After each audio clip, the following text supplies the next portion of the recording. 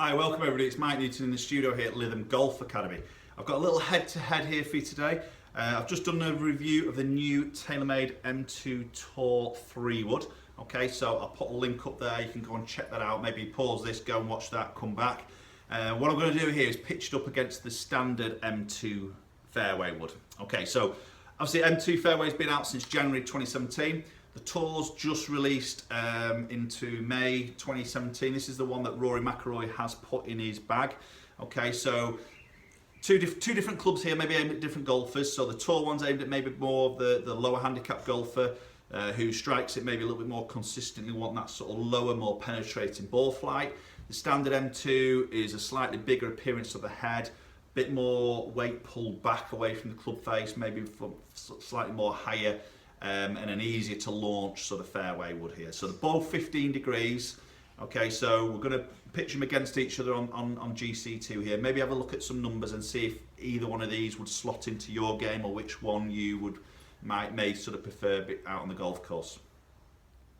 Okay, so we're just going to look at the playing position here, down by where the bottom of the ball would be. So we've got the Tour on the left-hand side and the standard M2 fairway on the right-hand side. So you can probably easily see here the right-hand standard M2 is a lot larger profile on the head. So from heel to toe, but also from face to the back edge of the club. It's a lot sort of a bigger footprint there against the Tour version. As I say, the Tour is quite a compact head shape there.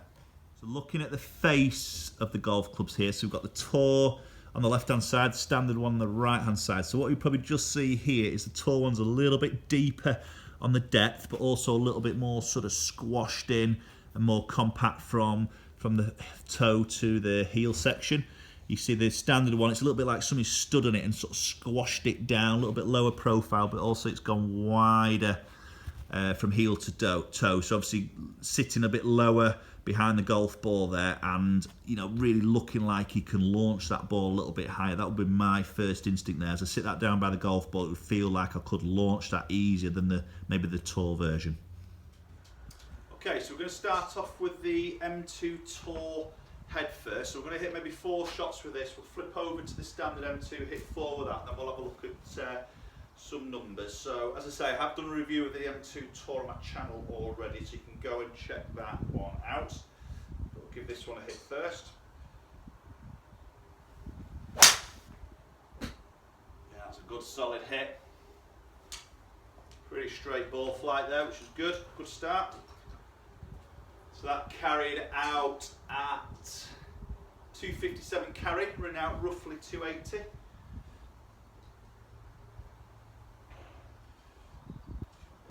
Hit.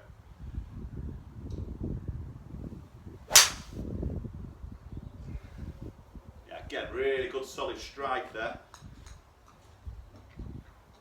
As I've said in my review of this, when it sits behind the ball, that deeper face, more compact head, it just looks like it's going to come out really low and fiery. And it is quite forgiving, to be honest, for a compact Tour version head. It is quite a forgiving golf club, and the ball speeds are pretty good off the club face when you do miss the middle.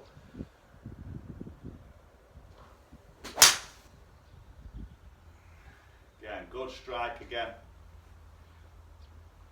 Like that. Okay, I'm going to hit one more with this one. Okay, that last one there was 262 carry, 283 run out. Hit one more.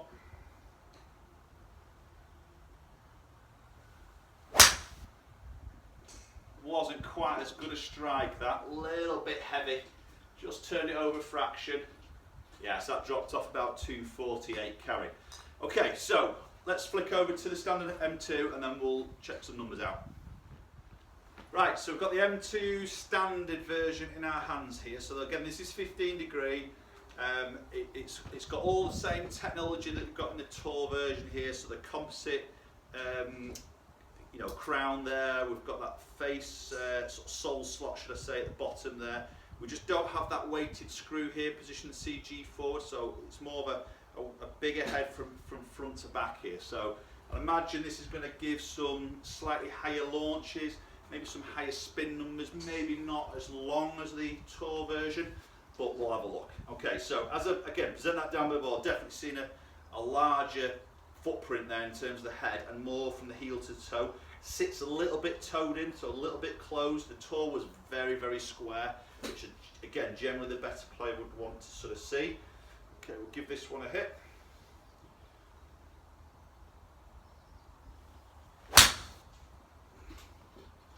Okay, didn't quite get hold of that one. It was a bit of a pushy shot. Wow, yeah, I mean that's carried 262. Wasn't expecting that. Okay, let's give you another one. Didn't really feel like I got hold of that.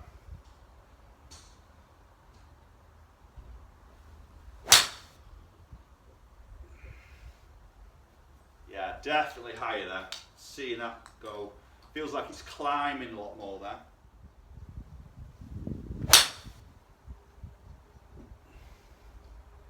Again, good strike there.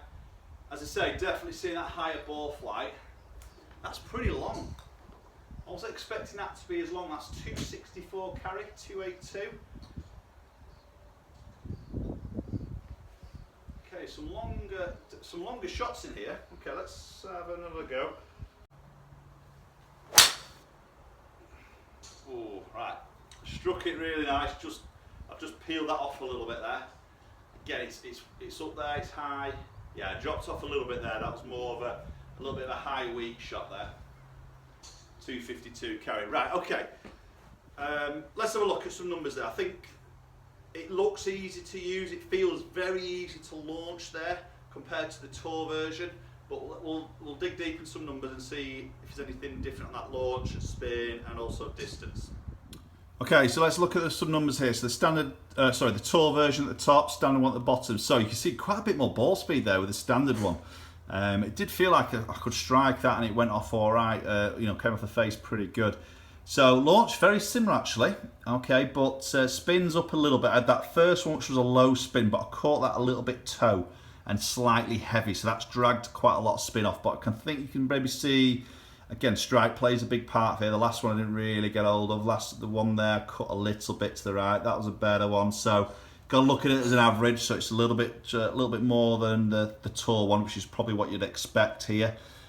Peaks, height, a little bit higher, so a couple of yards higher on the peak of its flight against the Tour one. Which again, I sort of saw that a little bit there as a visual. And a little bit more carry there, which is quite surprising. I was thinking that Tour felt low and explosive there, but I think because the standard one launched a little bit, hung in the air longer, it just got that carry out there slightly longer, 263.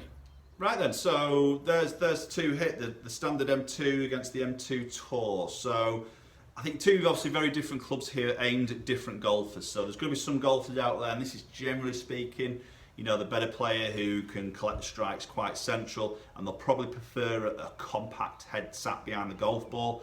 Then I think that M2 Tour is doing a superb job there. Obviously, Rory McIlroy's put that in his bag. He's obviously a great striker of the golf ball. He's probably wanting that compact look for that sort of ball flight to be a little bit more sort of piercing out there to get that little bit of distance. He'll probably use this as a backup, maybe more. Because obviously he's got a lot of length there. He could use this off the tee probably more than what he'd hit off the fairway, I'd imagine, because most par fives, he'll the way he hits his drive off the tee, he'll probably reach with a sort of long iron or mid to long iron into par five. So probably going to be more off the tee there, which will suit him, in terms of get the distance, but a little bit more accuracy there. The standard M2, I think, is always going to be the biggest seller out the two. There's going to be a lot more club golfers out there. You sort of your mid-high handicap golfers, where M2 is just going to sit in there absolutely perfect. More forgiving, more to look at behind the ball, confidence inspiring a little bit more there, and obviously going to help to get the ball launching in the air. Because sometimes what I find with pupils and fittings, hitting a 3-wood off the ground is quite a tough club to hit. You've got to have a bit of speed there, strike's got to be a little bit more perfect, and then maybe a club like the standard one to help in terms of where the CG places to try and help it launch into the air a little bit more. So, and I think that's where obviously the biggest seller will come from, the standard M2. Tour's obviously a smaller market, but there is a market there. I think for me personally, I like the numbers the Tour gave me, but I probably prefer that slightly bigger footprint. If I could get a mix of the two, I would be like, yes, I'll be all over it. I'll probably edge towards the Tour because you know, if I miss the strike, I know it's more me than anything else. I know the club, it could help me out a little bit more, but I think the Tour one would probably just, I'll prefer the numbers a little bit more consistently. I felt like I could get a consistent flight with the Tour one. It just looked a bit scary as I sit it down by the golf ball, but probably something I'll get used to there. Okay, hope you found this video interesting. Maybe it gives you an idea of which of the models you may want to go out there and test yourself. As I say, it's important to test these yourself. Don't just look online, buy, get it in your hands, get fitted, get with a good fitter, get on a launch monitor, try it and compare it against Tours or other brands out there, and make sure it's suited to your particular game. Okay, thanks for watching, guys. Please do subscribe. I'll put a link up here. I'd appreciate if you do subscribe. I'm trying to get the subscribers up so I can get more of these videos out to you guys. Comment down below if you've got any comments about this video or any suggestions for future videos. Love to hear from you guys, and hopefully catch up with you all very soon.